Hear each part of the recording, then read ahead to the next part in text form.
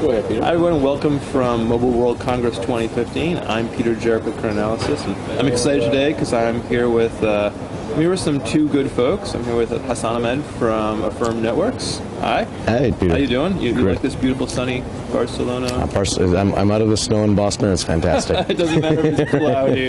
And Martin Zuurbier, CTO with Elephant Talk. How you doing, Martin? Hello, Peter. How you doing today? Good, good, good. So I'm excited because we're going to talk about one of my favorite topics, virtualization, SDN, NFV, what it means, maybe what we're seeing here, and how people should think about it.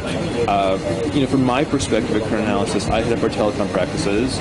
So we've been looking at virtualization for a while, trying to figure out really, again, what it means to operators, why they're looking at it, what they're looking for, how it fits into the general networking themes, timing, all of those issues. And I can say that we've really seen it evolve year after year. So it's exciting that 2015, we know we've been talking about it for a while, just taking some time to say, hey, let's take a pulse.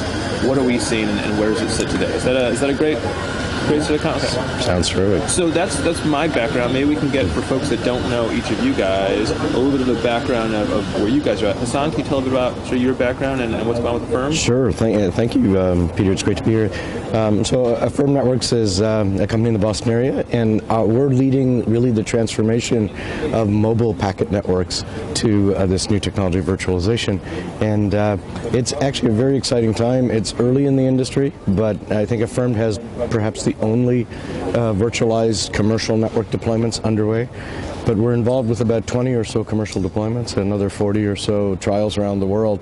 So this is really a market that's really developing very nicely and happening. Martin, how about yourself? A little bit about what you guys are doing over at Elephant Talk? At Elephant Talk, actually we started 12 years ago with a plan to virtualize the full core and billing based on what we saw, the complexities from companies like Ericsson towards the vendor, towards the MNOs, the mobile operators. And we found it was so complex. You needed so many people actually to run that. So we thought, let's start virtualizing the full core, including billing integrated, and anything you can think about it. It took a long time because you can imagine when you talk about all these elements, HLR, HSSs and USSDs and STPs and all the elements of a full mobile operator to virtualize. It takes time, it needs a lot of testing. Yes, and I can say that we are getting better and better. We are already making the best KPIs in the market, better than actually legacy systems. The integration we do with Affirmed Networks actually brings us one step further in the full virtualization of the full core network. And what we did is that when you actually go there, it's so easy to do many other things, which we possibly discuss later. Yes, but I think that we are on the front, on the moment, together with the Affirmed Networks, to really change the way how actually mobile operators will work in the future, how communication actually will be in the future. So that's a great, that's a great kickoff to some questions. I guess the first question is, a lot of the focus we've seen, the early interest in virtualization, whether it's network virtualization from SDN or function virtualization with NFV, has been a lot of, on the technical side of things, savings, right? The benefits, that's where operators are sort of thinking about first, right? So maybe, Hassan, you can share some of what you're seeing, OPEX, CAPEX. How does that savings, and what are the key benefits? You've talked about the trials that you guys have in place, the proof of concepts and the commercial work. What are you seeing out there in terms of actually the benefits that are being realized and how operators are looking at it? Sure. I guess, Peter, excuse me for my voice here, and one of the things about virtualization is it's really a very big transition of the world's networks when you get right down to it. And it's really in a lot of ways market driven. At the end of the day, the operator's business model really needs to evolve in a meaningful way.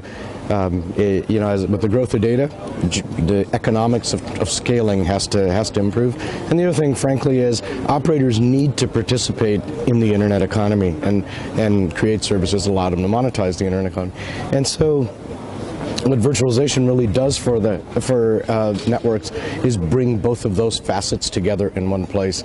We're able to reduce a network that is typically made up of a collection of very expensive boxes to a set of virtualized software functions running on off-the-shelf hardware, that's typically where people focus for CAPEX reduction. But the reality is that if you do virtualization well and you really think about the overall service architecture, then you can make it dramatically easy to create new services and also just to manage existing services.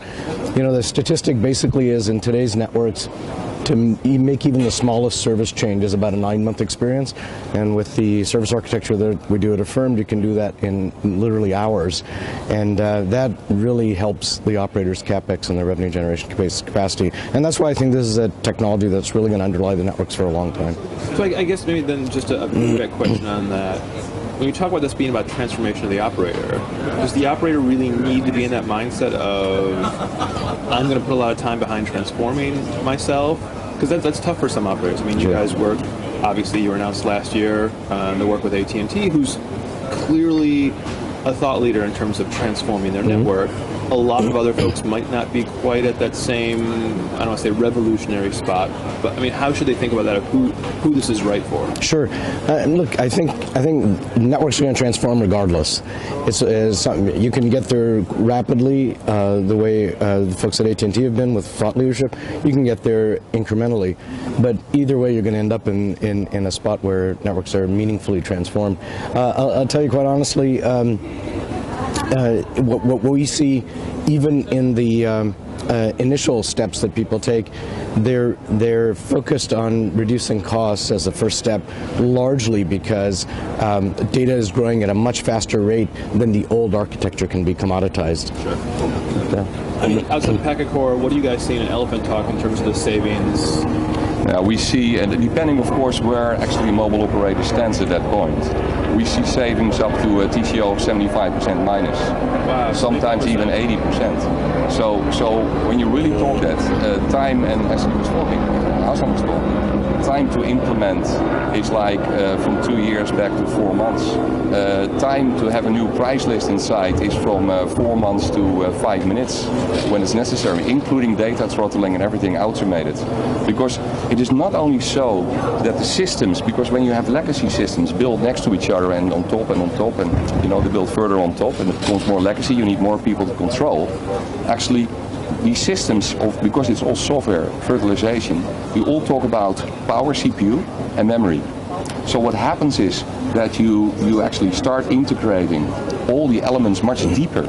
So because you have deeper integration between all the elements, you have more control of your full mobile operations. You have faster reactions to the market when it is needed. You are actually becoming a leader because you can actually set the pace in the market. And that's actually, so it is not only the TCO, the total cost of ownership of the, let's say, systems, it's also the way how your market perspectives, how you go into the market with new products.